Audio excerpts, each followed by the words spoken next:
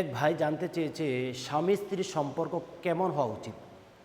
স্বামী স্ত্রীর সম্পর্ক তো এমন হওয়া উচিত যেটা পৃথিবীর সবচাইতে সেরা সম্পর্ক, যেটা পৃথিবীর সবচেয়ে মধুর সম্পর্ক।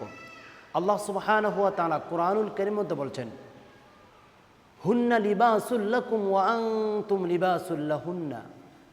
স্ত্রী স্বামীর জন্য পোশাক স্বরূপ, স্বামী তার স্ত্রীর জন্য পোশাক স্বরূপ।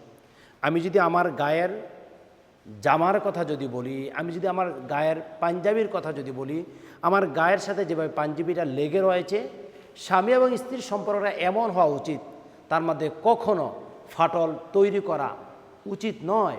স্বামী এবং স্ত্রীর সম্পর্কটা মধুর হওয়া উচিত। নবী মুহাম্মদুর রাসূলুল্লাহ সাল্লাল্লাহু আলাইহি সাল্লামকে আল্লাহ সুবহানাহু ওয়া তাআলা শিক্ষা দিয়েছেন, ওয়া আশিরুহুন্না বিল মারুফ। প্রতিটি স্বামী তার স্ত্রীর সাথে ভালো ব্যবহার করবে, আবার স্ত্রীও তার স্বামীর সাথে ভালো ব্যবহার করবে, উত্তম কাজ করবে, ভালো ব্যবহার করবে। আল্লাহর হাবিব মুহাম্মদুর রাসূলুল্লাহ সাল্লাল্লাহু আলাইহি ওয়াসাল্লাম বলেছেন, শ্রেষ্ঠ মানুষ তো তে, শ্রেষ্ঠ পুরুষ তো সে যে ব্যক্তি তার স্ত্রীর কাছে শ্রেষ্ঠ, স্ত্রীর কাছে উত্তম।